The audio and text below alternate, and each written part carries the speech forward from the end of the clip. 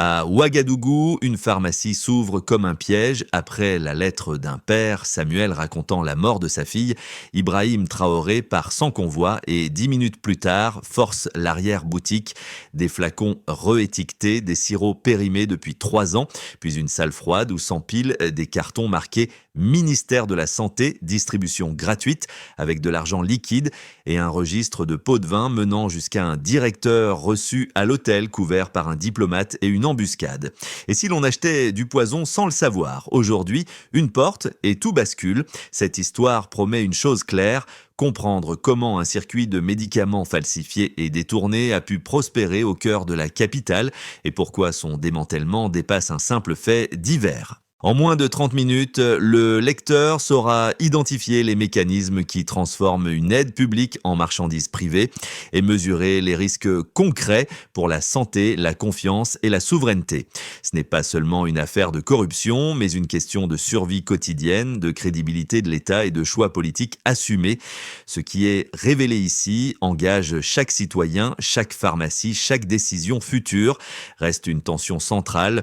Jusqu'où peut aller Ibrahim Traoré sans provoquer des conséquences plus larges, internes et externes, que personne ne contrôle totalement. La révélation tient en une image simple, un médicament valable 2 ans en façade, périmé depuis 3 ans en dessous. En quelques minutes, Ibrahim Traoré comprend que l'affaire n'est pas une fraude isolée, mais un système industriel où le volume compte plus que la vie humaine et où chaque boîte vendue finance une chaîne plus vaste. Le contexte aide à mesurer l'ampleur. Au Burkina Faso, l'accès aux soins repose largement sur des pharmacies urbaines et sur des programmes publics destinés aux zones rurales. Lorsque ces deux circuits se croisent illégalement, le risque se multiplie. Des produits expirés sont recyclés, des médicaments gratuits en sont détournés et la frontière entre aide et commerce disparaît. Dans ce cadre, la pharmacie n'est plus un point de soins, mais un nœud logistique. Le mécanisme est rudimentaire et efficace. D'un côté, des stocks périmés ou invendables sont récupérés à bas prix.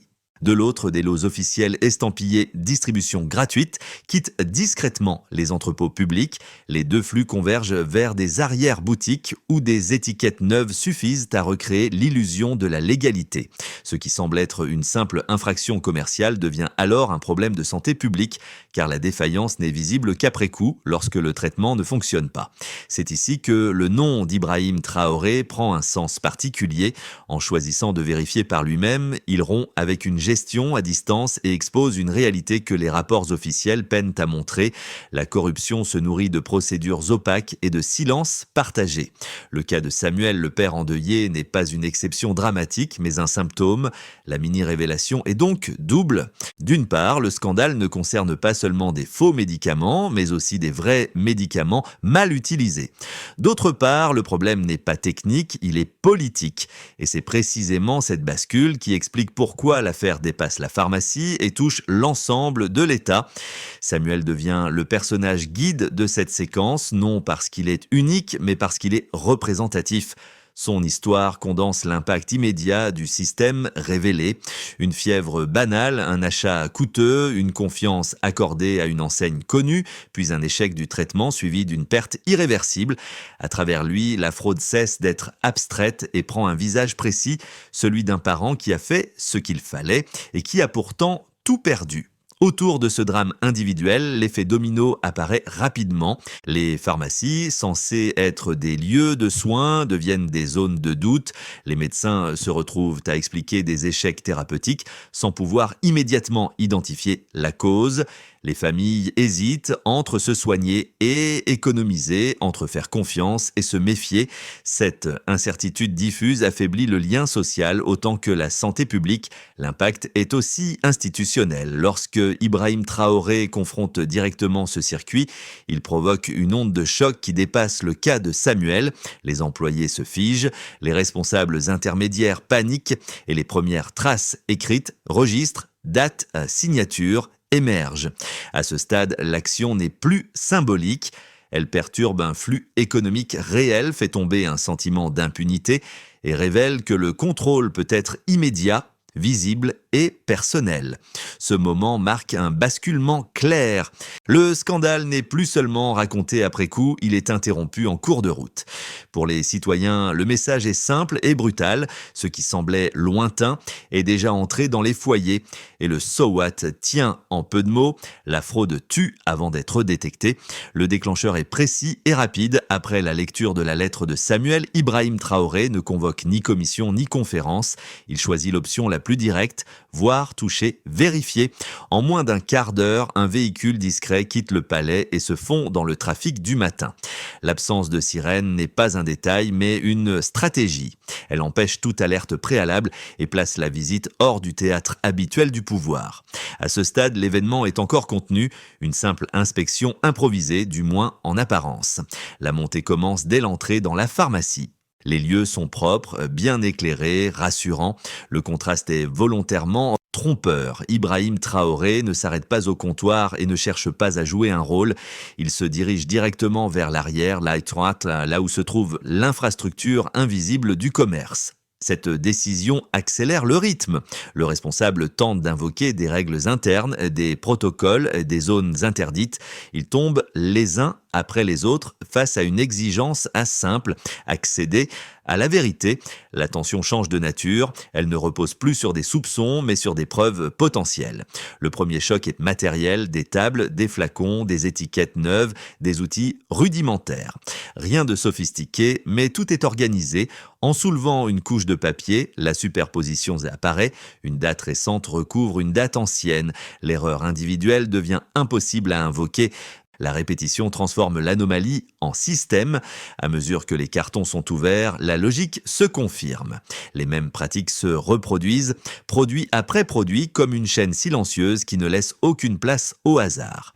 La découverte suivante élargit brutalement l'affaire. Derrière une porte métallique verrouillée et dissimulée se trouvent des médicaments authentiques, estampillés pour une distribution gratuite par l'État. Ils ne sont pas périmés, mais détournés. Leur présence change l'interprétation globale. Il ne s'agit plus seulement de tromper des clients, mais de priver des populations entières de traitements vitaux.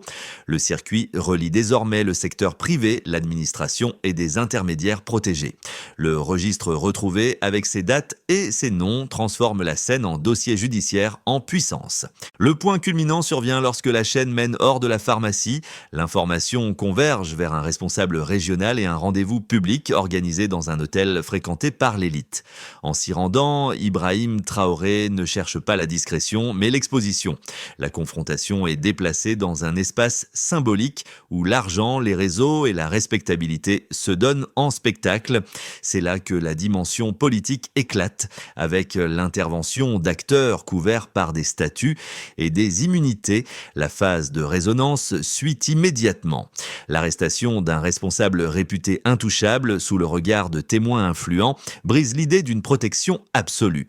Les forces de sécurité régulières remplacent les relais privés et la scène devient public.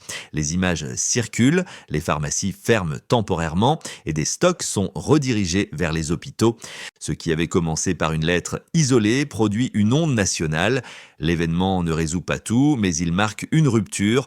Le système n'est plus invisible et son existence ne peut plus être niée. La première mesure est temporelle et elle sert de ligne de base. Les flacons exposés à la vente affichent une validité de 2 ans alors que l'étiquette inférieure révèle une péremption dépassée de 3 ans. L'écart n'est pas marginal, un médicament censé protéger devient inactif, voire dangereux sur une durée qui excède largement les tolérances médicales. Cette simple différence de date suffit à transformer un produit légal en risque sanitaire. La seconde mesure concerne le rythme de l'opération. Entre la décision de quitter le palais et l'entrée dans l'arrière-boutique, il s'écoule moins d'un quart d'heure. Ce délai court indique que le système n'anticipait pas un contrôle immédiat, mais aussi qu'il reposait sur une routine quotidienne. Les tables de travail, les pistolets à colle et les piles de flacons montrent une capacité de reconditionnement continu, pensée pour fonctionner chaque jour sans interruption visible. La troisième mesure est institutionnelle. Les cartons découverts portent la mention explicite « distribution gratuite uniquement » destinée aux structures publiques. Leur présence dans un circuit commercial urbain marque un basculement net entre deux usages opposés. D'un côté, un stock public prévu pour les zones rurales, générale. De l'autre, une vente au détail générant des liquidités. Le delta n'est pas chiffré en monnaie dans les documents visibles, mais il se lit dans la coexistence de médicaments officiels et d'argent liquide sur un même bureau. Ces trois indicateurs pris ensemble dessinent une progression claire. Au point de départ, un produit conforme. Après modification, un produit périmé remis en circulation. À l'arrivée, un détournement de ressources publiques vers un marché privé. Ibrahim Traoré s'appuie sur cette séquence simple pour établir une preuve compréhensible sans expertise technique lourde. Le raisonnement est accessible. Si la date est fausse, le traitement échoue. Si le stock est détourné, le patient manque de soins. La valeur de ces preuves tient aussi à leur lisibilité publique. Elles ne nécessitent pas d'interprétation statistique complexe, mais reposent sur des éléments matériels visibles et vérifiables.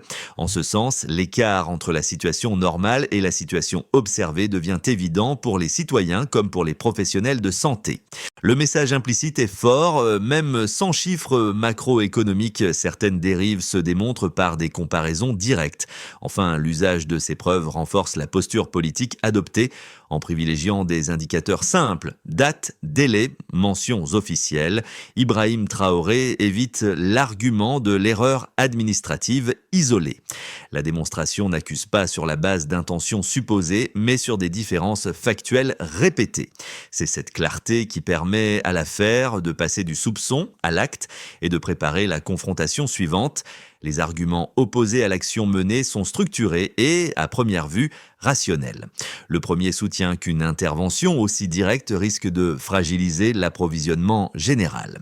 En perturbant brutalement des circuits existants, même illégaux, l'État pourrait provoquer des pénuries temporaires, notamment en zone urbaine où les pharmacies privées jouent un rôle central.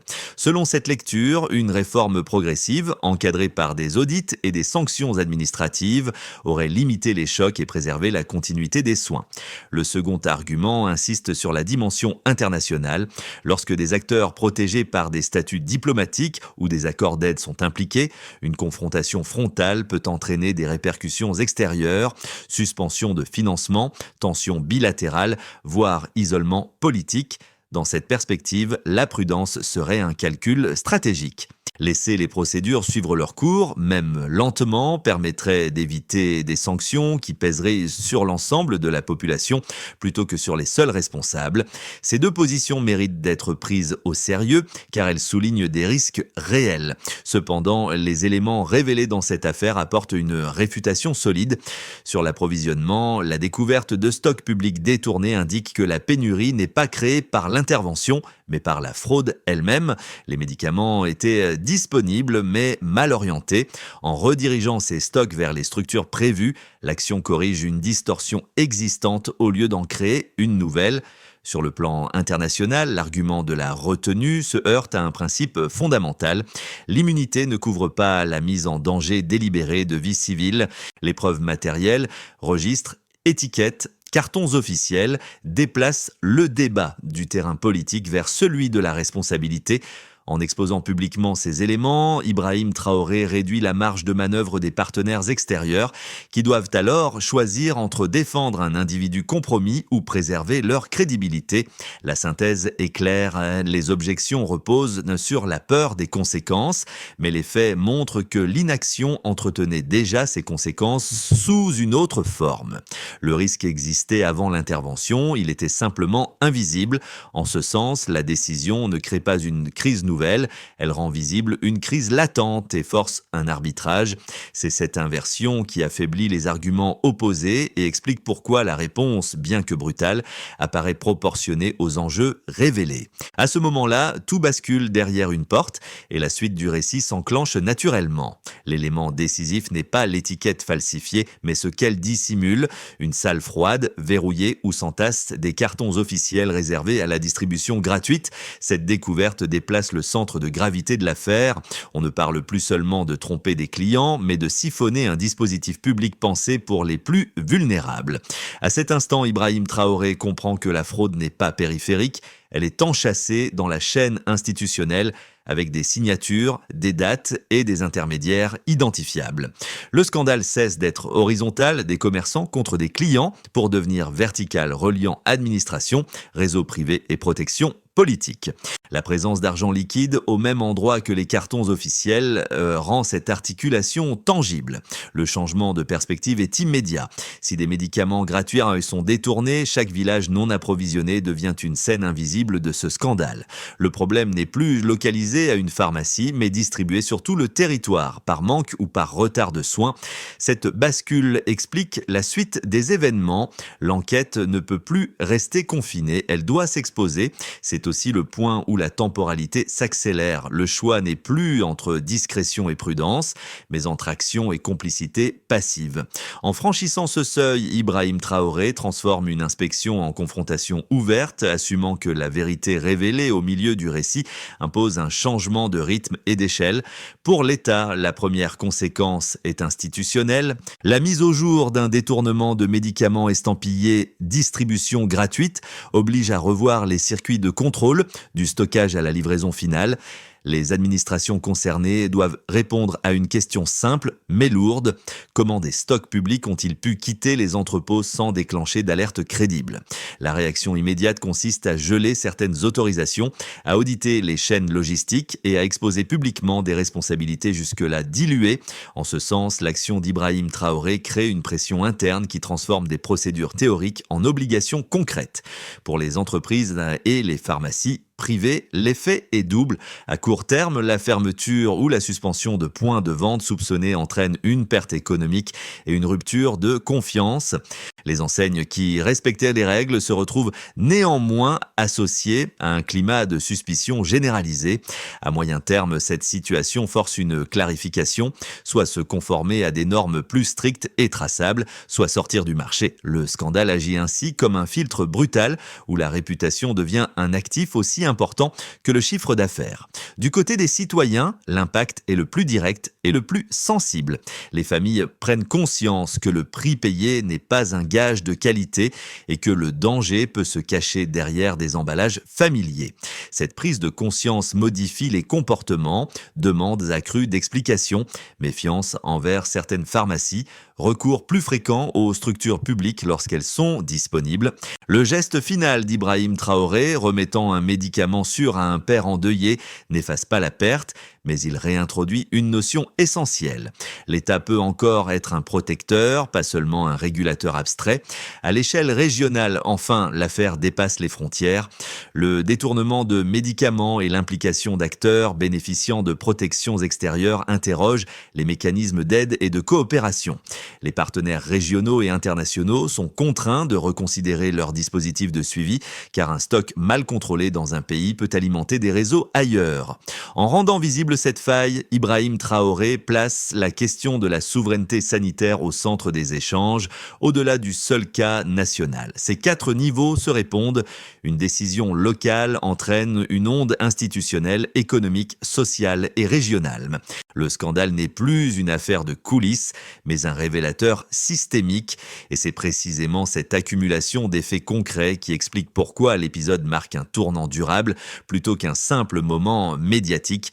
Le scénario de base repose sur une stabilisation prudente, les contrôles se renforcent, les audits avancent lentement et les circuits publics sont partiellement sécurisés. Les pharmacies privées qui survivent s'adaptent à des exigences plus strictes, sans transformation immédiate du marché. Dans cette trajectoire, l'effet principal est la dissuasion. Le risque perçu augmente, ce qui réduit les abus les plus visibles, sans éradiquer totalement les pratiques détournées. Si cette voie domine, alors la crise sert surtout de rappel durable, mais inachevé. Le scénario optimiste suppose une consolidation rapide. Les registres saisis débouchent sur des poursuites claires, les responsabilités sont établies et les stocks publics sont tracés jusqu'au centre de santé périphérique.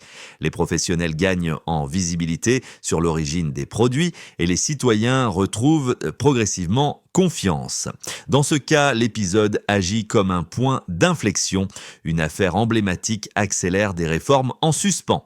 Si cette dynamique se confirme, alors la souveraineté sanitaire devient un pilier reconnu de l'action publique. Le scénario dégradé envisage des effets de retour. Les réseaux touchés se recomposent, déplacent leurs opérations ou exploitent des failles restantes.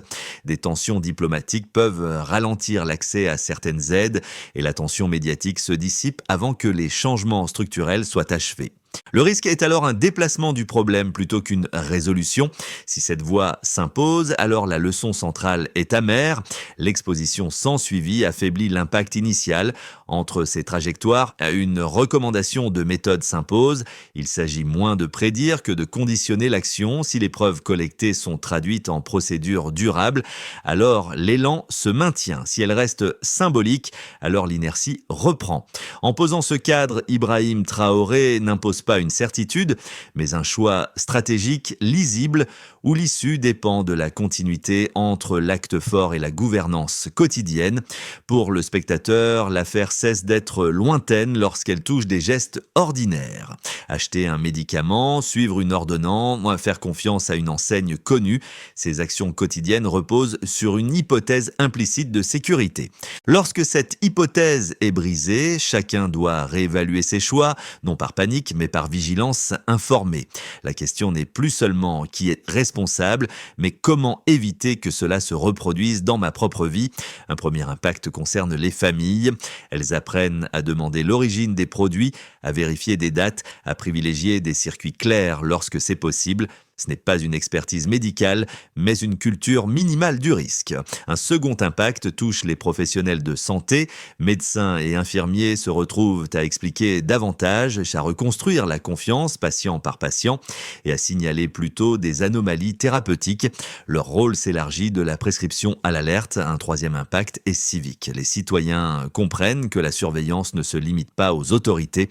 Les signalements, les plaintes documentées, et l'attention collective deviennent des compléments indispensables au contrôle formel. Cette participation n'est pas une délégation de responsabilité, mais un renfort. Elle transforme l'indignation en mécanisme préventif. Enfin, l'affaire interroge le rapport au temps. Les bénéfices d'une action forte ne sont pas immédiats pour tous, tandis que les coûts de l'inaction sont souvent différés et invisibles. Le spectateur est ainsi placé face à un choix simple, accepter une vigilance modérée et continue ou subir des crises sporadiques aux conséquences lourdes. Ce choix n'exige pas d'héroïsme, seulement de la constance. En reliant ces niveaux, domestiques, professionnels et civiques, l'épisode rappelle que la sécurité sanitaire est une construction collective. Elle ne se décrète pas une fois pour toutes. Elle se maintient par des pratiques répétées et c'est précisément dans ces pratiques que chacun peut agir sans attendre le prochain scandale. Une feuille de route se dessine alors progressivement avec des actions successives clairement identifiables. La première consiste à sécuriser les stocks. Les entrepôts publics sont inventoriés, scellés et dotés d'un suivi élémentaire des entrées et sorties. L'objectif est immédiat, empêcher toute sortie non autorisée et réduire l'opacité logistique en quelques semaines. La suivante vise à rendre la distribution traçable de bout en bout. Les lots destinés aux centres de santé sont accompagnés de documents vérifiables à chaque relais, du camion au dispensaire. Le critère de succès n'est pas la sophistication, mais la continuité, un numéro, une date, un lieu sans rupture. Cette traçabilité minimale permet d'identifier rapidement où se produit une déviation. Vient ensuite la nécessité de responsabiliser les points de vente privés. Les pharmacies sont soumises à des contrôles ciblés et périodiques avec des sanctions proportionnées mais effectives. La mesure n'a de sens que si elle est appliquée de manière homogène afin d'éviter les effets de contournement. Le signal envoyé est clair, la conformité devient un coût prévisible, l'illégalité un risque élevé. Un autre volet essentiel consiste à activer une alerte professionnelle efficace. Les soignants disposent de canaux simples pour signaler des échecs thérapeutiques suspects ou des incohérences de produits. Le délai de remontée est l'indicateur clé. Plus il est court, plus la correction est efficace. Cette boucle transforme l'expérience clinique en données utiles. Enfin, tout cela suppose de rendre des comptes publiquement, de manière régulière et lisible. Des bilans réguliers exposent les actions menées, les volumes redirigés et les manquements sanctionnés. Cette transparence n'est pas accessoire. Elle conditionne la confiance. En articulant ces étapes, Ibrahim Traoré inscrit l'acte initial dans une gouvernance mesurable où chaque progrès est vérifiable et chaque recul visible. La scène de retour est silencieuse et volontairement simple. Dans une maison modeste, loin des hôtels et des bureaux climatisés, le père reçoit une petite boîte de médicaments sûrs. Le geste n'a rien de spectaculaire, mais il ferme la boucle ouverte au début du récit. Samuel ne récupère pas ce qu'il a perdu, pourtant quelque chose change. La douleur n'est plus accompagnée par le sentiment d'abandon. À cet instant, l'histoire quitte les registres et les cartons pour revenir à ce qu'elle n'aurait jamais dû quitter, une vie ordinaire. Ce rappel donne sa portée humaine à l'action d'Ibrahim Traoré. Le pouvoir n'est pas montré comme une posture, mais comme une capacité à réduire l'écart entre une décision et ses effets concrets. La boîte remise ne répare pas le passé, elle empêche que le même mécanisme se répète ailleurs, dans une autre maison, un autre quartier. C'est peu et c'est immense à la fois. Le motif revient alors comme un écho, une étiquette, une date, une porte fermée, puis un geste clair. Le scandale s'est nourri de détails négligés. La réponse s'appuie sur des détails assumés. En refermant ce moment, le récit rappelle une évidence souvent oubliée. La justice commence rarement par de grands discours, mais par des actes précis qui redonnent un sens concret à la confiance. Reste une phrase qui s'impose sans emphase. Protéger, c'est agir avant qu'il ne soit trop tard. À la fin, il ne reste ni triomphalisme, ni promesse facile. Ce qui demeure, c'est une question collective sur la manière dont une société choisit de se protéger. L'épisode rappelle que la souveraineté sanitaire ne se limite pas à des lois ou à des budgets, elle vit dans des gestes répétés, des contrôles tenus dans la durée et une attention partagée aux signaux faibles. Regarder cette histoire jusqu'au bout, c'est accepter de la considérer comme un point de départ, pas comme une conclusion.